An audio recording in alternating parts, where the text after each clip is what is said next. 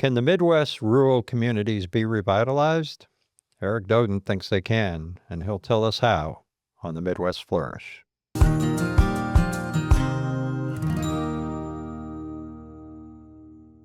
Greetings, I'm Rick Ferrant, and I am your host for the Midwest Flourish. Our guest today is Eric Doden, who can best be described as a groundbreaking business entrepreneur. There's so much more to him than simply that. Welcome, Eric. Hey, thanks, Rick. Good to be here. So we're going to focus a great deal today on revitalizing rural communities. It's not the only subject, but it's one of them. But your reach is much broader than that. And I'm actually going to have to refer to this, which I normally don't do, because it becomes a long list. For the record, you have a development company, Domo Development Corp., a private equity firm, Domo Ventures, and you're president of PAGO USA, which focuses on the renewal of small communities. And some may also remember you as a former mayoral candidate and gubernatorial candidate. And you were the president of Greater Fort Wayne, Inc., and also the president of the Indiana Economic Development Corporation. I couldn't do that all in one breath. Eric, are there enough hours in the day for you? Well, my biggest fear in life is not failure, it's boredom. And so I promised my wife that we would neither have riches or fame, but life would never be boring. And she says I'll live up to that promise. Good. But you still spend time with your wife. I do. Okay. I don't know when, but I'll believe that. You're considered the architect of the Regional Cities Initiative. We may talk about that a little today. But you're also promoting a unique financial formula for the revitalization of rural communities. Why the interest in rural communities? Well, I think, for me personally, it's the passion comes from growing up in them. I grew up in Butler, Indiana, and I loved growing up in a small town. I used to joke that we owned the town with our bikes. This is the era before we had internet or computers, so a lot of sandlot baseball and entertaining yourself, and the rule was be home by 5 o'clock for dinner. So growing up in that environment and then watching the decline of those small towns, kind of breaks your heart. Well, and I guess, I'm jumping ahead here, but are we ever going to get back to that? You really are talking about a time where you'd lean your bike up against a pole somewhere and you go to the corner grocery, and that whole thing of parents that, they weren't helicopter parents. You'd be gone all day that have no idea where you are. This is kind of off the beaten field, but are we ever going to get back to something even approaching that? Well, I don't know. Every generation kind of raises their kids differently. And, we all sort of think that our generation raised them better than the other generations, but that's usually not true. All these kids turn out well for most part. But I think what we can do is provide a meaningful opportunity for people to have a choice. Okay. And when you have 80% of a built environment in a small town in disrepair or uninhabitable, that does not leave meaningful choices for people between where they live. Well, let's talk about this. This is where we've been headed. Let's talk about this unique formula that you've come up with. I guess you are the architect of that too. That is designed to revitalize rural community downtowns primarily. I'm going to assume that we're talking about not only housing, but commercial properties. I'd also kind of like to know whether this has anything to do with just developing land. I think you and I had a previous conversation about that. What is this formula? I'm not an economic guru. I'm not even close to that. So for the layperson, how does this work? Yeah, so for the layperson, and I'll try to be, as simple as possible. The challenges for small towns is that if your rents of what you rent, everything is about what you rent square foot for. So if you own 1,000 square foot apartment and you're renting it to somebody in a city like Detroit, you might rent that for $2.50 a square foot. So 1,000 square foot is going to cost you $2,500. Then when you get to a city like Fort Wayne, it might be $2 a square foot for a Class A apartment. So that's going to be $2,000. Well, when you get to a small town, it could be $1 a square foot. The challenge for small towns is the cost of building or redeveloping their historic assets is the same as building in Fort Wayne. So you get less rent, but you have the same cost to build. So what has been happening in some of these bigger cities in distressed neighborhoods is they've been using federal and state tax credits where the federal and state government incentivize the private sector to invest in these communities, and for that they get a tax deduction. And what we discovered is that we could use the same tools in small towns if we had a big enough project. So you need to have a $25 to $50 million project, which is fixing 10 to 20 buildings at a time. And then all the tools that big cities have been using to restore their neighborhoods that have been distressed are now available to our small towns. So is this a matter of going out and finding various funding sources for these revitalization projects? Is that what it is? Well, there's very specific tools that the federal government and state government gives you. So like the National Historic Tax Credit is a tax credit that you get 20% of the project. So on a $50 million project, that'd be worth $10 million. And you're eligible for it if you follow their rules. The problem for following the rules is it's expensive to do it the way that they want it done. So you have to have a bigger project. But they also have another tax credit called the New Market Tax Credits, which favor rural communities, which you can also get another $10 million. And then the state generally has a combination of tax credits that go to smaller towns. Like in Indiana, we have the Regional Development Tax Credit, or other tax credits we're looking at for small towns specifically, that they would then put in $10 million. And now the numbers begin to work where you can take $50 million, $20 million of it comes from debt and equity, and then $30 million from these three tax credits that are very specific, that have specific rules around them. And you can then begin to restore and revitalize 20 buildings in a town like Butler, Indiana. So where does PAGO USA factor into all of this? So you think of us like the orchestra conductor. We're bringing all the team together. So the architects, the engineers, we help advise the community and the trust company. So our model is that we encourage them to form a trust company, like the Butler Trust Company. And that trust company has a board of directors of both, of leaders in Butler, Indiana. And that trust company then goes out and borrows several $1 million from generally a very patient capital source, like a foundation or a high net worth family. And they borrow $2 or $3 million at 5%. And then we go out and buy strategic pieces of property in Butler, Indiana, and we begin to restore them. Now, when you say we buy, is it the trust company? The trust company Yes. buys it. Okay. Our model is that we as developers should not own the core assets and the important assets of a small town. They should own that through their own local company. Yeah, and you have, I'm not quite sure on this, you've had conversations with a number of small communities in Indiana and then I think Ohio too. And then in some cases, there's actually been some execution on this. So where exactly are you doing this work? And maybe you could just share a couple of the projects that either are happening now or have already been executed. Yeah, so Van Wert, Ohio is one of the oldest project that we've been doing. We've been working in Van Wert for roughly 6 years. Van Wert's story is they had about, and I'm going to use round numbers just to keep it simple, but they had about 100 commercial buildings in their downtown, and 80 of them were in complete disrepair, uninhabitable. So 80% of their building stock was in a state of not being usable. So we formed a trust company. They called it Van Wert Forward. And they lent, I think it was $3.5 million initially to the trust company from their foundation. And we bought 54 buildings in about 2 years. Today they own, I believe, around 64 buildings. And I think they have invested a total of $5 million in these 64 buildings. But once the trust company owned the buildings, then we were able to put together a $48 million capital stack, which is a fancy term for, who are all the people that are putting the money in to the $48 million.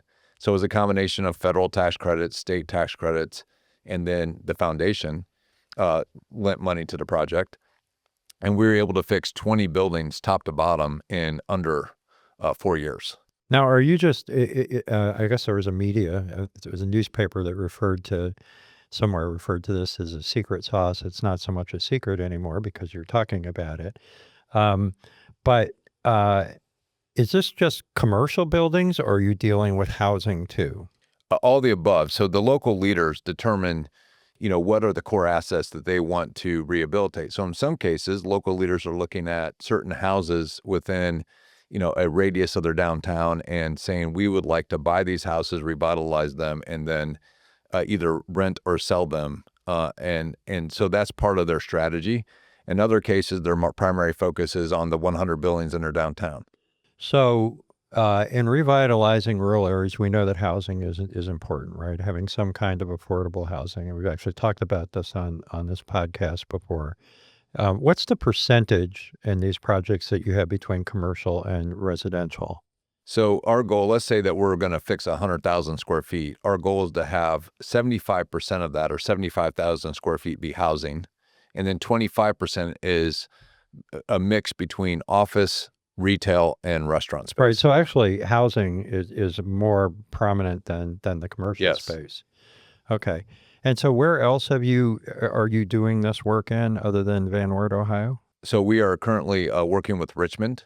They have formed a trust company. We're in the acquisition phase right now of acquiring key strategic buildings.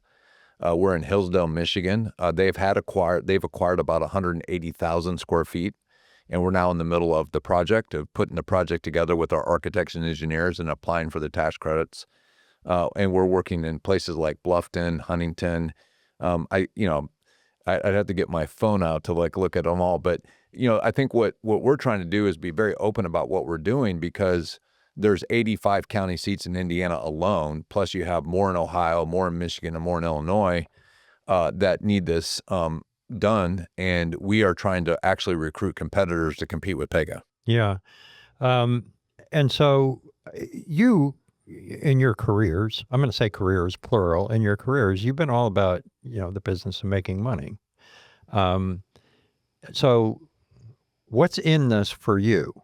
Well, we to be clear, we do a fee for service. Okay. And so we get paid, on the fee for service. It's usually about, let's say 5% of the project that we split between all of our partners. But that's not what I want my life to be about, is just making money. If I just wanted to make the most money, the easiest way for me to do that as a developer would be develop apartments in mid-sized to large cities, because that's just a pretty simple. You go buy property, you get investors to invest money, and you get a bank loan, and you build 264 units, and it's a fairly straightforward process. But that's not really what I want my life to be about, is to maximize the most money that I make. Macy and I, both as a couple, have really determined in our life that we want our life to be more about impact and how we can help people that maybe don't have people that are coming to their community, and make sure that they have a better future. And so we are willing to forego some income or potential income to make sure that we have a more fulfilled life. And so I think if you look at it, what's in it for me is I get to wake up every day and enjoy my job. Yeah. I enjoy what I do, and I'm not making my life about making the most money I possibly can before I die. So does your wife have the same rural background that you do? She does. She does. Where was she from? So she grew up in Medford, Wisconsin. Okay. Which is a very small town. I think if you looked it up, it's about 2,000, 2,500 people. Could be 6, and then when she was about the same age as I was, I think in her, early teens, she moved to Wausau, Wisconsin, which is still a town of 35,000 people. So a lot of water in Wausau. A lot of water in Wausau, a lot of rivers. But she's a dairy farmer's daughter, and so she definitely grew up in rural America. So she has the same sensibilities about saving rural communities. Well, yeah, some people would say she has more sensibilities than I do. Okay, we're going to get to that. Most people would say that. Yeah, we'll actually get to that later. Okay, so a small business blog recently reported from a survey that good ideas are often stifled in rural communities by conflict, negativity, old way thinking. Are you finding that to be a challenge with this secret sauce that you're sharing with everyone? I think it really is dependent on the community. I think we have some communities that are holding themselves back because there's some personality conflicts. And then, but a lot of the communities we're dealing with are figuring out ways to work together, bring the county, the city, the foundations, the business leaders that have resources together to get the job done, and that's where we get the most excited. Yeah. And I'm a person, as you know, Rick, that challenges people. So when I find people that are acting poorly in these communities, I'm not afraid to challenge them. And what happens when you challenge them, Eric? Well, it depends. Does it get any better? It can. Yeah. Sometimes I think in some of these communities, being the person that's not from there, you're able to speak to them in a way that can influence them to overcome whatever it is that they have against the person that they're upset with. Do you also find, though, maybe that there's an initial level of, I don't know if I want to say distrust, but who is this guy who's standing in front of us and telling us how we can get money and what we can do with our money? Do you sort of feel that sometimes? That's clearly part of it. So there's, sometimes there's some trust issues, but mostly what we've seen is fear. When you've been distressed for 50 years, I've heard comments like this, well, Eric, that can happen in Van Wert or that can happen in this city, but I don't know that that can happen here. And so there's a real fear of, if we try this and fail, will we look bad? Mm-hmm. Or if we try this and fail, and, my encouragement to them is you should be more afraid of the 80% distress than afraid of if we take it on and fail. And fail, yeah. Now, where does land development actually factor into this, or is that a whole separate kind of thing? Because I know that in some rural communities, getting folks to give up their land for development sometimes can be a challenge. Is that part of this formula, or is that just something separate? Well, we're working on that. So what you often see in communities is they call it missing teeth. So they'll have, 5 buildings, and then you'll have a vacancy where a building fell down, and then you'll have 5 more buildings. And most of the tools that, the federal or state or local government have are for the historic buildings. So there's very few tools for the buildings that have fallen down. So we're actually promoting with our federal delegation a tool that would be able to be used by small towns that would specifically be for these vacant lots that where a historic building fell down. But in the meantime, what we do, or what we recommend, is that let's go fix the historic buildings that exist today and bring them up to ADA compliance and modern standards. And it's going to be a 100-year building when we're done and usable. And then as we bring the market back, it makes it faster and easier for us to then build new buildings. Some people might suggest that attempting to revitalize rural communities is an impossible task, that really we've bypassed that age of people settling in rural communities. So number one, I want to know, you probably don't think that, but I'd like to hear your perception on that. Secondly, is this, in the field of dreams, build it and they will come? Is that sort of your philosophy? We get all these properties taken care of and people will actually show up? Well, that's the philosophy of every developer. So when we build 264 apartments, we don't have leases for those. We build those apartments in a mid-sized city, and then over the next 18 months, they lease up. Or then you lower the price to get them to lease up. So, what I've said to people is if you never build it, they can never come. Building you will come, to me, is just a misunderstanding of how the markets work for a developer. But what you really want to look at is, like in this area, we're 95 to 96% leased up in our apartment space. Well, that is a definite signal that you need more apartments. You should only be about 90 to 93%. And even at 93%, the experts will tell you that you should build more apartments because you're fully leased at 93% leased. And what you're also seeing, especially after COVID, is this renaissance of people wanting to live in smaller communities but have access to a bigger city. Mm-hmm. So, but the thing is, they don't want to live in a city where 80% of the building stock's falling down. So what we've seen is once you begin to restore it, those apartments lease up in no time. They do. Because they only have to drive 30 minutes to work. They actually want to live in a small town. Mm-hmm. But they haven't had that option, because if you go to most small towns today, and any leader will tell you this, there's no place for you to live. Mm-hmm. Like every house is taken care of. And what's also happened is you've had, speculators that come in and they buy up building stock for cheap and then they lease it. And so that also then creates a supply demand imbalance that, fixing this square footage that's uninhabitable relieves. And also the rural areas, I mean, they have a demographic problem. Aging population, young people leaving. When you are doing these projects, are you thinking in terms of what might appeal to young people so that they either stay or they come back? And if so, how are you doing that? Absolutely. So I'll give you a good example of a city where Franklin, Indiana, if you go look at their demographics, 15 years ago or so, and you'll have to look this up to see if I get the exact numbers, but I'm going to be close. They were about 12,500 people. And they went on their leadership team, came together and really said, we're going to restore our entire downtown. And if you go to Franklin, Indiana, it is unbelievable. It's amazing. Today, they're 26,000 people. And they're still 45 minutes from a major metro.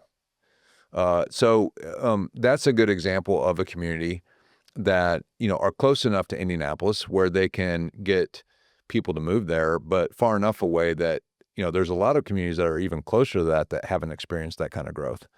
But they made such a commitment to excellence that they were able then to attract and retain their talent. And a lot of that, when you talk to them as their kids and grandkids that decide to come home, and what you have to do with that 25% of restaurant and retail space is curate it so that it's unique. And then these kids are like, this is the best thing. It's like what's happening in Fort Wayne right now. Our renaissance over the last 10 years is attracting our population growth to nearly 1% per year. And a lot of that population growth is the young people that left here for Chicago or LA or Denver, and they're moving back with their families because this is such a great place to live.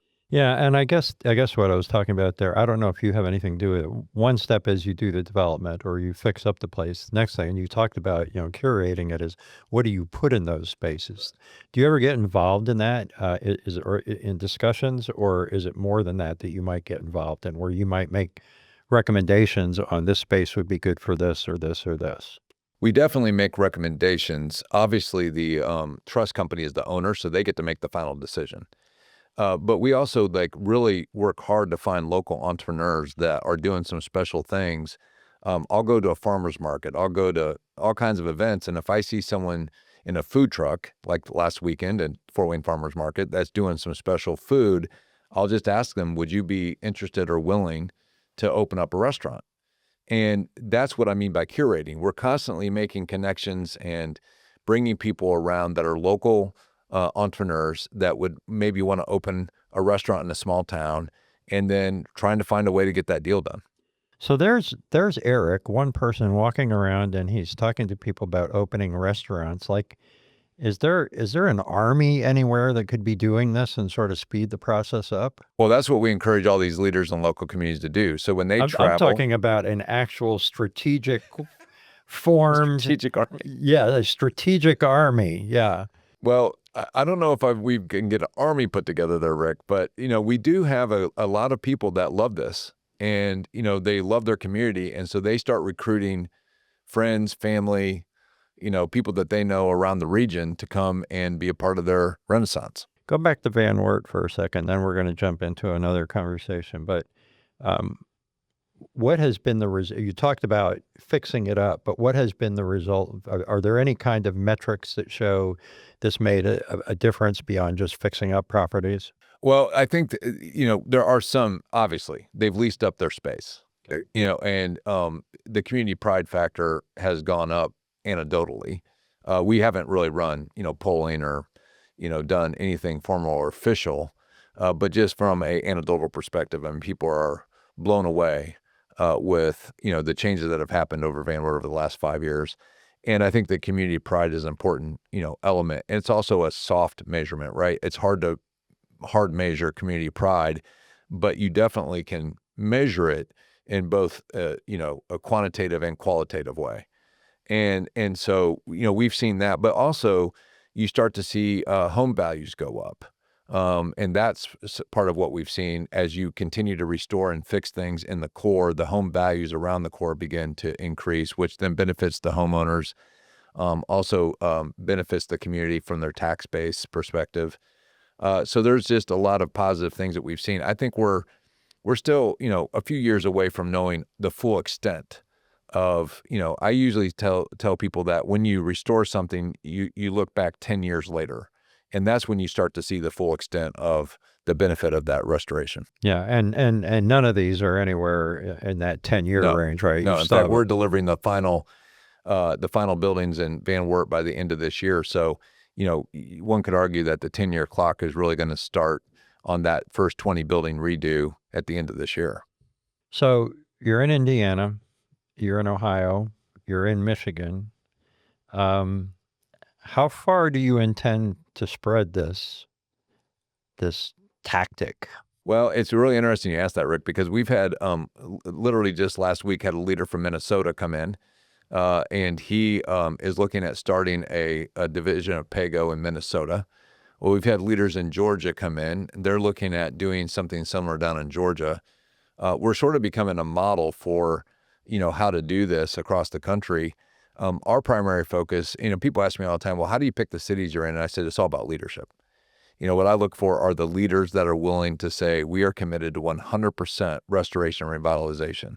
If you know me at all, Rick, you know that I'm not satisfied with anything less than 100%. Yeah, that would be true. So if they come to me and say, hey, we have 100 buildings, but we only want to fix 25, I politely say, you need to find somebody besides me to help you. There you go.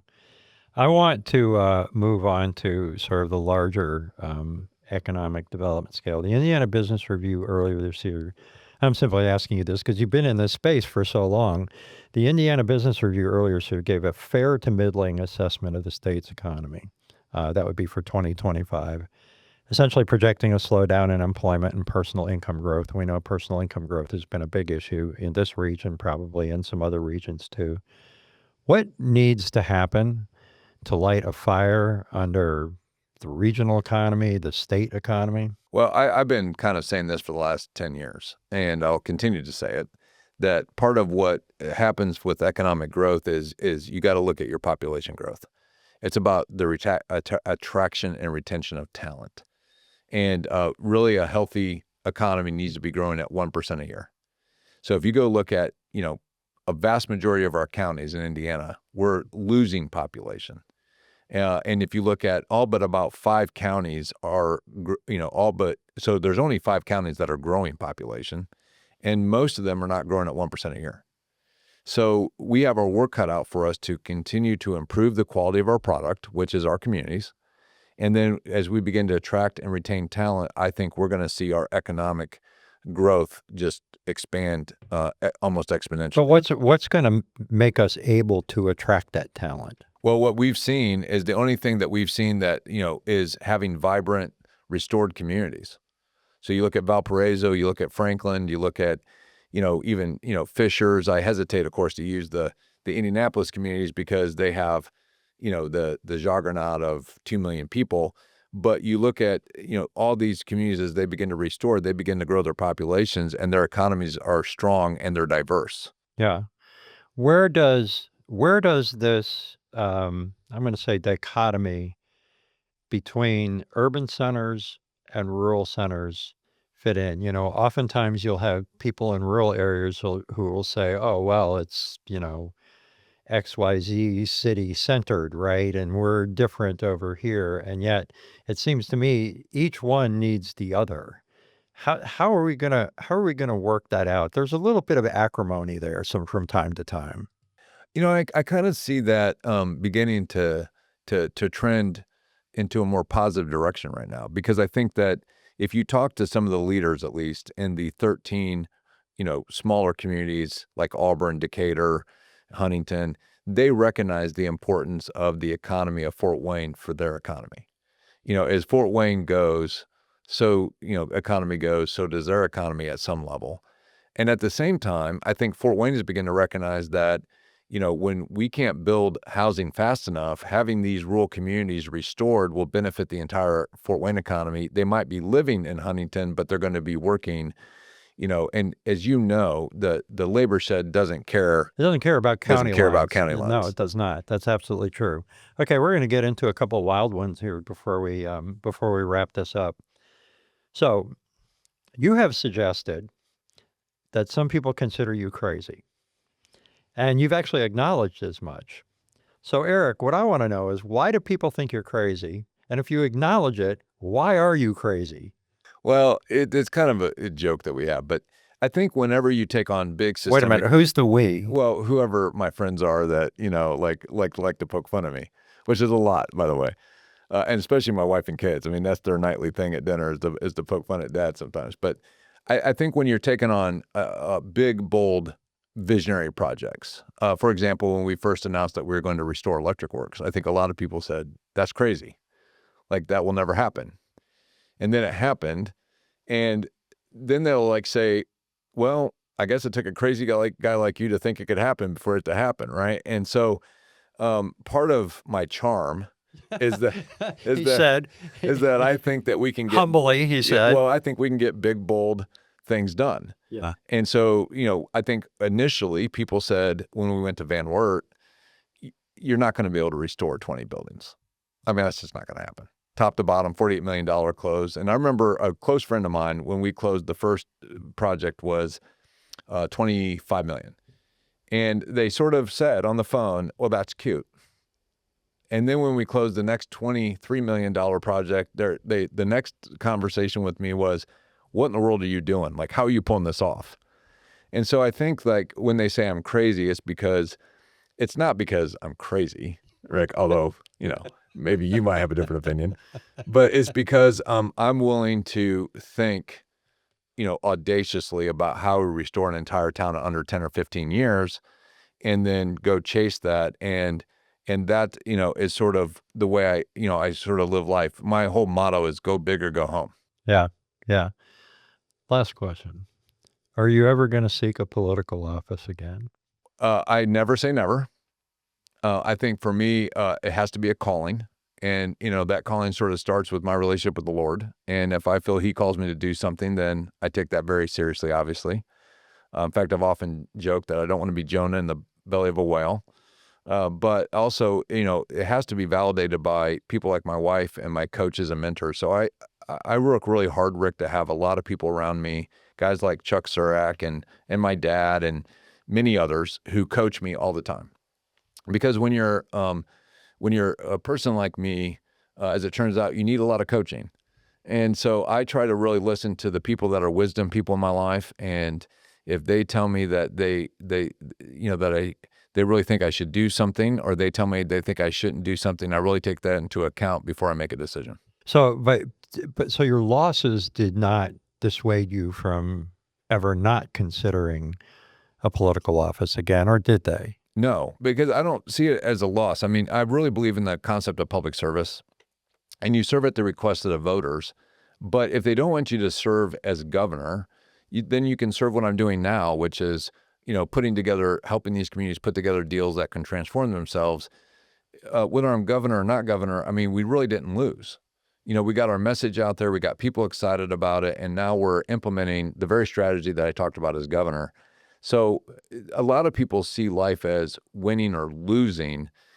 I don't see it that way. Sometimes your losses are your biggest wins. It just depends on whether you have a good attitude about it, you're positive about it, and then you think about all the people I met, Rick, around the state of Indiana. You did. Thousands. And I actually recall sometimes being in a parking lot with you when you were talking to some of these people that you had met around the state. So, yeah. And they're still my friends. Yeah. And so we're still working together, trying to make communities better all over the state. And that, to me, is not a loss, it's a win. Yeah. Eric, I appreciate it. It's been a great discussion. Wish you well. Maybe have you back at some point. Thank you, Rick. Thanks. That's a wrap on today's episode of the Midwest Flourish podcast. Want to dig deeper or get involved? Head to marketingthemidwest.com to explore how we can work together to empower your community to flourish. Let's keep the Midwest momentum going and shape the future of our region together.